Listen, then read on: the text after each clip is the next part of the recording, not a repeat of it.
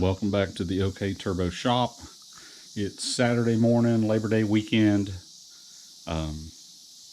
Progress on the Arapahoe. I've got the clear coat, future floor polish on the nose cone. I've got the 2K 2-part matte clear all over everything else. So just give you kind of the overview here. Really the next steps are kind of to do the ejection testing. So this will probably be the last pictures of it without any battle scars. So, you know, I think it turned out really nice. I really like the way it looks. I think it looks cool. I like the logo design. I've already ended up with one scar here when I was sanding down. I put the hardwood mounts for those shear pins inside the nose cone. I'll show those here in a minute, but when I was sanding those down, I hit the gloss on the nose cone. It's like, dadgum. So it already does have battle scars. Notice that the shiny chrome on the Thunderbird is now matte finish. I decided to seal it up. I just went ahead and sprayed the clear over it.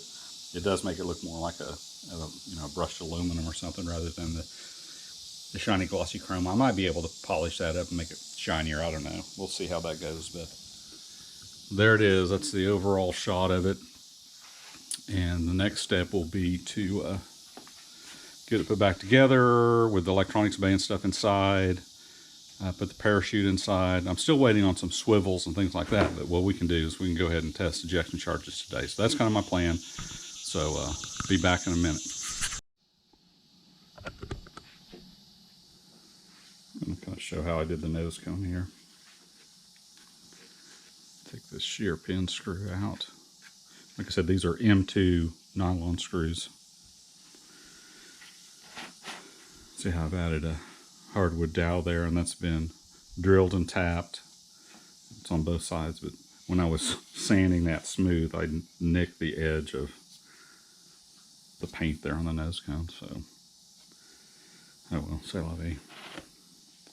So as you can see, I still need to get the recovery harness and everything set up here. So that's what I'll finish doing. See how the motor retainer goes on.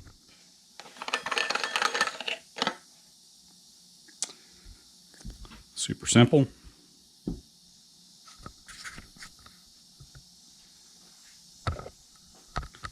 remove these shear pins.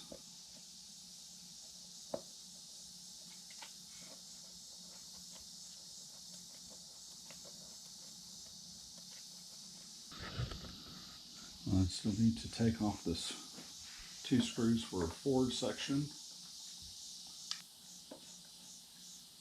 Alright, so everything should be apart now. So let's start. I'll put the nose cone here so it doesn't fall off the table.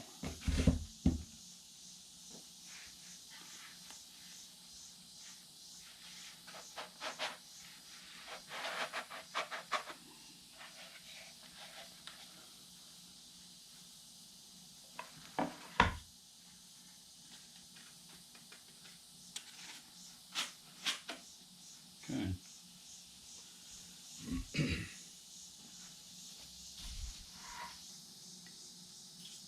What I've done is I've mounted this screw switch there, and then so it matches up through that hole.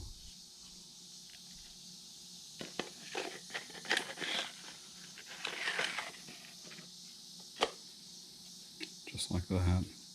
Then what we can do is turn it on there.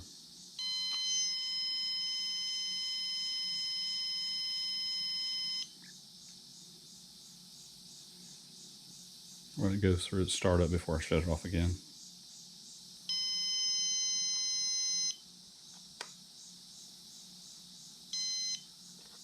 Okay, now it's off again.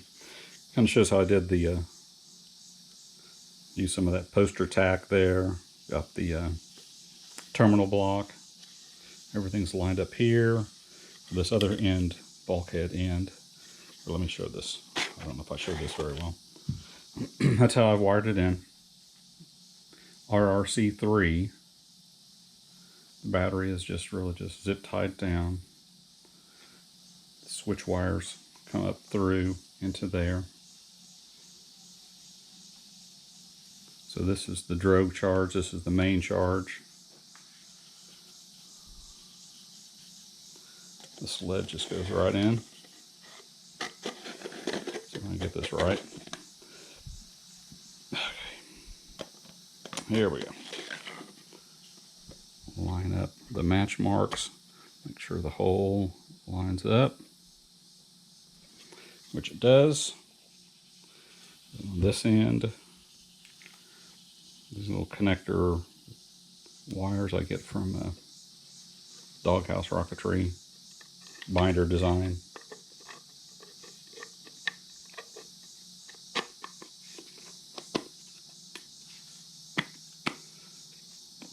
Okay. Make sure that's not pinching a wire, which it feels like it is. And it was.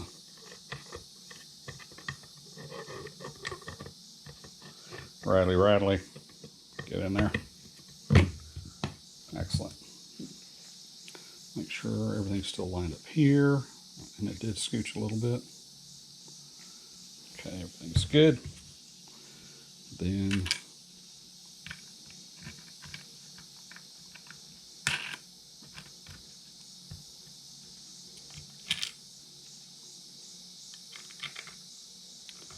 wing nuts together.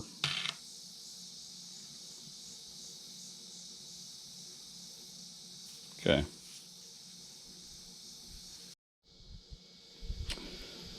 Just tied on a quick link to make this happen a little easier. Shot cord's not heavy enough to really go through there without problems, so there we go. Now it's on. Feed this all the way through.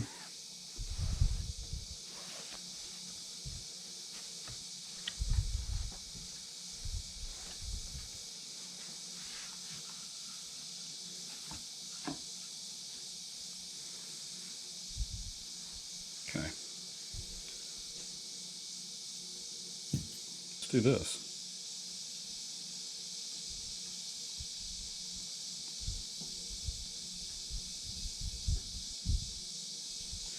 Do it like that.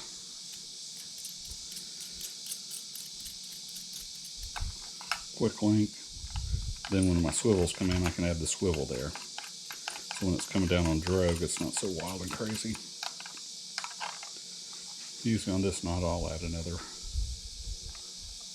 couple here.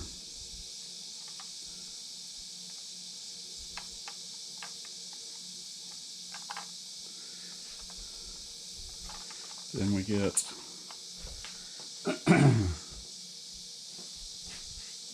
some masking tape just to tie up this. And this will end up with a shock cord protector sleeve also.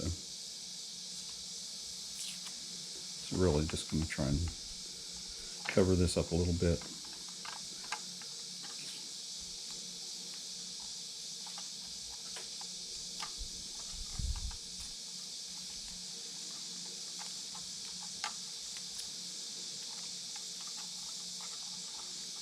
Okay.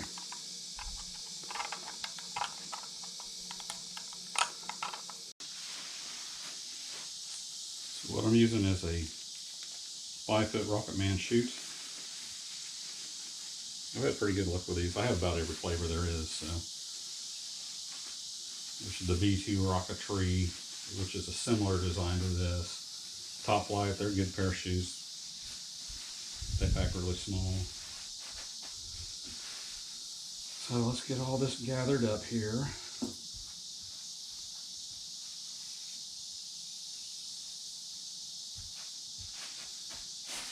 So what I usually try and do is with the shroud lines in the middle of this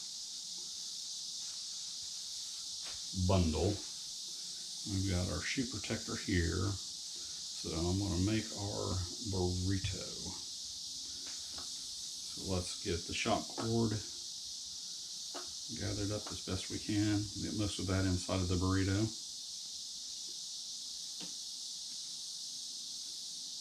Okay.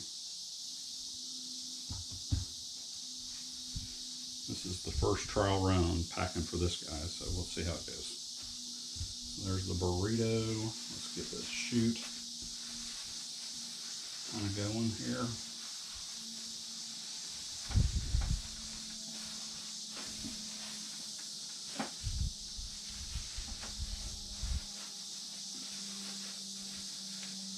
That's going to be tight enough for a 3-inch rocket. May go in thirds rather than fours. It's okay if it's a little longer. If it fits in the, as long as it still fits in the burrito. Okay, there we go.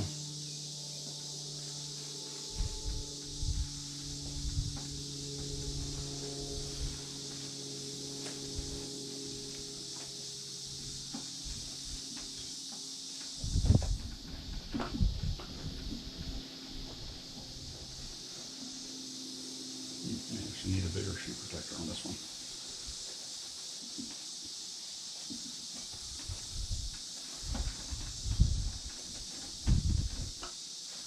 Yeah, the ends aren't wanting to stay, the corners aren't wanting to stay tucked here.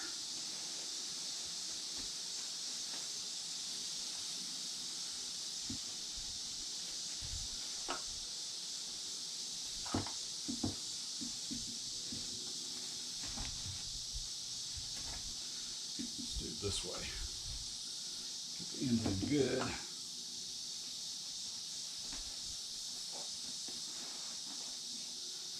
And may end up with a bigger shoe protector on this one. It's getting a little tight. That'll do for now. Looks like it does need to be in thirds for it to be able to fit in here. Not being too fat around. Okay. Match marks there. Line that up.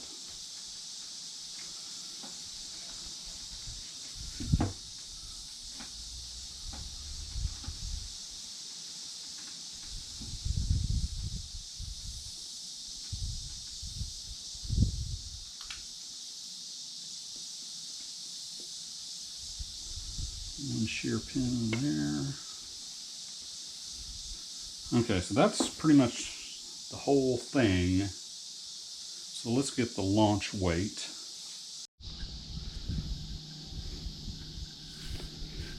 The biggest 38mm case I have is this 38-720. So let's load that up.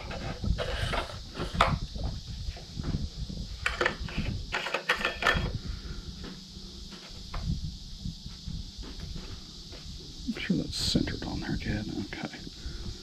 The calculated center of pressure is there, so it's plenty stable. We'll have to check it with the full motor though before we fly, so that's why I like to mark those. So let's check the weight here. Where did I say that was?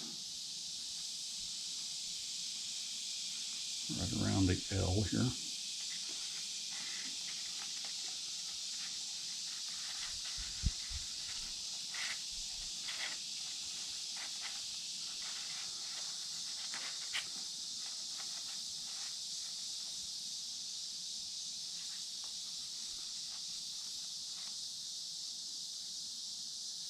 Okay, that's about the spot.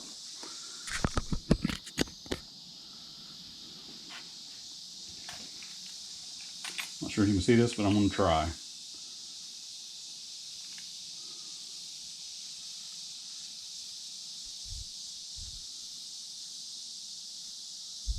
If you can see that, we're right at 5 pounds. So that's what we need to sim for, is 5 pounds on the rail, ready to go. Batteries in it, the only thing missing is the motor and the ejection charges. I think everything else is in. There's going to be some few little things, like a bigger parachute protector here, a parachute protector there. I might use that smaller one on the drogue, it'll work perfect. And another shock cord protector. So it's going to be a little over 5 pounds. There she blows.